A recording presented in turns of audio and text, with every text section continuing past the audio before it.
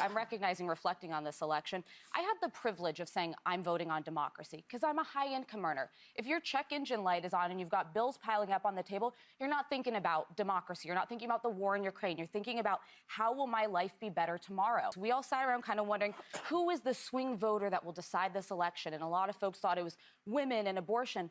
No, it turns out it was people in the suburbs who are like, I can't stand Donald Trump's personality. I don't like how he talks, but my life was better off economically when he was president. It was not just the working class that he won. He also got the largest share of young voters for Republicans since 2008.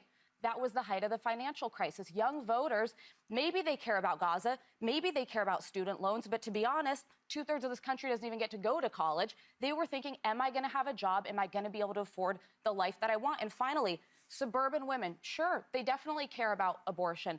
They also care that they're paying to send their kids to college and their graduations are being canceled because there's protests everywhere and because people are out in the streets demonstrating over a war somewhere else rather than just being able to educate their kids. There is so much room for self-reflection from the Democrats, and I hope they have it. Every time Joe Biden bragged about how good the economy is, another vote of someone struggling went to Donald Trump. All right. So she is really starting to get it. Good on her. She's self-reflected and she has figured a lot of stuff out, and she's putting her hands up and admitting like she can't personally relate.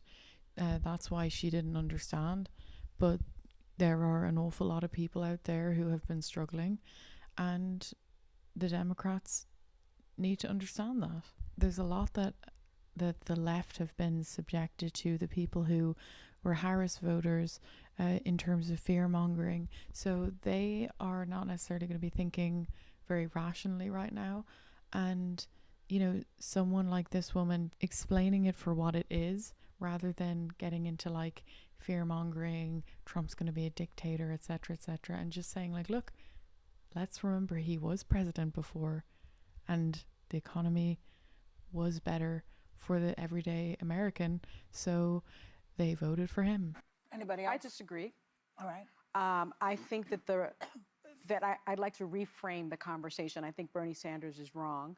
I think the more relevant question actually is, what is wrong with America? What is wrong with our country that the Republican Party would choose as a candidate and support a candidate who is an insurrectionist, who is an election denier, who is someone who is twice impeached, 34-time convicted felon, someone who has been accused of alleged sexual misconduct by 26 women, found liable for sexual abuse. What is wrong with this country that they would choose a message of divisiveness, of xenophobia, of racism, of misogyny, over a message of inclusiveness, a message for the people, by the people, of the people? That's what the problem is. It's the Republican Party. But can I say something before we can do a second?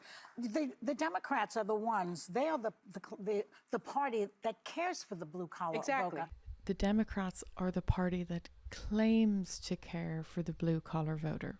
There's a difference. In regards to what the woman before said, on the right, they'll argue that there's been an awful lot of legal warfare done against Trump to try to prevent him from becoming president. All I can say to that is the thing of just calling him like racist, misogynist, and that the campaign is about racism and misogyny, and the Democrats' message is inclusive, but the Republicans' message is racism and misogyny.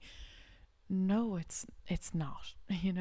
Like you need to get that out of your head, that just because everybody's calling him a racist doesn't mean the campaign and the movement is about these things. The Republicans' campaign is about looking after the everyday American, making sure America thrives before it thinks about trying to take care of everybody else. It's about anti-war, people who want war to stop, who have watched the Democrats in power continuously put America's foot into war. And then when Trump was in power, they saw it stop. And at the moment, there's war going on everywhere. For some people, it's about protecting their sons and daughters from potentially having to go to war. I mean, I could go on. There's a long list of what it's about. But I think really it's getting old. It's been old for a while. But like, you need to leave behind this thing of trying to say, oh, that, you know, they're voting for a movement that's about racism, and it's not. And that's where you're getting lost. The Democrats are the ones who put in Social Security, Medicare, Medicaid, union protection, ACA, unemployment insurance, and Obamacare. The Republican Party doesn't give a rat's patootie about it. Well, clearly they didn't convince the voters of that. Again, both parties have done good things, have enacted good things during their presidencies, but to try to claim that the Republicans don't care, it's, again, have you looked into the Republicans at all? Like, it's just, they do care. And they're very much about the working class. And while Trump was in power, he enacted the First Step Act, which got thousands of people out of prison on very minimal charges, who were in there for very minor offences. And many of them were black. He did do positive things for black people, veterans, you know, the average worker. People know that their lives were better during his presidency, so it's just silly to argue it. But anyway, all I can deduce is that it's the messaging. It didn't get through to people. They're not paying attention. That's all. Yeah, because the Democrats have always been for the working people. Exactly. I would argue that the Democrats were for the working people. They were. Not they have always been, they always were. But nowadays it's different. And honestly, it's a weird thing going on where, like, the Democrats, it doesn't mean the same thing it used to mean. I don't even know if you could call them Democrats anymore. Now it's, I mean, if you look at Harris's campaign and how many celebrities endorsed it, that reflects it's elitist now. It's like Hollywood. It's like intertwined with big tech and like huge companies, multi-billion-dollar companies. It's so intertwined with like elitism at this point. It's so detached from the average working class person. Just as this woman at the beginning was explaining, she's kind of come to realize is that the Democrats were going on a campaign that they had no idea wasn't going to relate to the average person, because they're so out of touch with what it's like to live with a normal income and be struggling, you know? Democrats sounded elitist. You don't have value in the society. They if you don't sounded have a that way, degree. but when you look at the proof, they weren't. But Joy, it's condescending. It's condescending. What's condescending? The way that the left speaks to its voters. It really is. A message of joy and inclusiveness? No, the message of not being educated, being dumb, and what's wrong with America. Who said that? Sonny just did. What is wrong with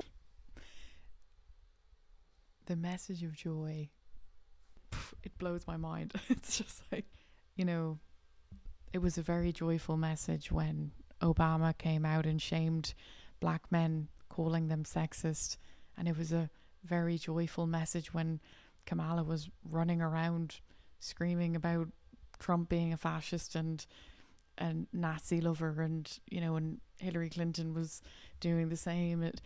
It was, you know, it was all super, super joyful. Biden calling half of America garbage. Yeah. Loads of joy in that campaign. Elon's on that stage, jumping around, skipping like a dipshit on these things. Yeah. Loads of joy. Message of not being educated, being dumb, and what's wrong with America. Who said that? Sonny just did. What is wrong with America? My point here is that that's not what Kamala Harris said. No. That's what I'm saying. My point is, I don't blame Joe Biden. I don't blame Kamala Harris. Go back as far as you want. I blame a messaging within the Democratic Party. You don't blame the Republican Party Can I just finish my point, please? I obviously have a problem. Anyone has a problem with Donald Trump. The bigger question should be, yes, Sonny, why did they vote for him? Yes. In sweeping... So they need to be introspective.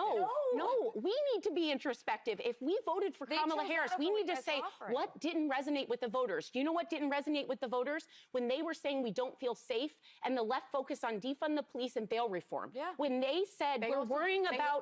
Can I just finish? Let me just finish real quickly. When they were focused on It's only an hour show, ladies. Joy. The way that they won't let her speak, it's exactly the same way that they do it. They just don't want to listen. They do it to the Republicans as well. They just don't want to listen. And, you know, there's two women there who are really genuinely self-reflecting, and the rest of them are just trying to do exactly what they've done to the Republicans. And they could alienate those two women quite easily, and that's how it happens. You're seeing it in live form here, how Democrats, people who were previously Democrats like Tulsi Gabbard, Elon Musk, or FK, etc., they become alienated exactly in this way, where they're reflecting, but they're getting bulldozed over. And, you know, at some point you end up going, maybe this isn't the party of reason and inclusivity and kindness and etc., etc. Maybe this party isn't particularly rational, or, you know. But no, I mean, they're turning on each other, and, you know, I guess they can't blame Trump right now. So instead they start turning on each other. You know, I think it's great that those two women are beginning to self-reflect and really owning up to it. The other women, I don't know if there's any hope for them. I do think it's important at this point to be watching how the people who voted for Harris are reacting, communicating with them, because this is an opportunity where there are many people who are self-reflecting and have kind of gotten off their high horse and are having kind of an open-minded moment. And this is the time for us to talk to them and say, I'm glad you can see it from where we're at. And maybe there is some kind of meeting of minds with some. The two women there who are actually being really reasonable, like, I could sit and have a chat with them and have a good conversation with them.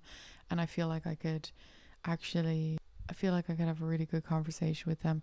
The other women, I don't know. They are like, they're so far gone. But I'm curious to know what your thoughts are. Like, where do you think we should be going from here on out?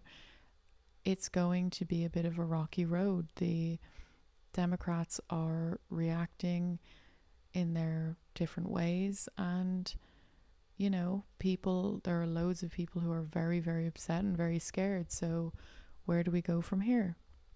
Let me know in the comments, and see you soon.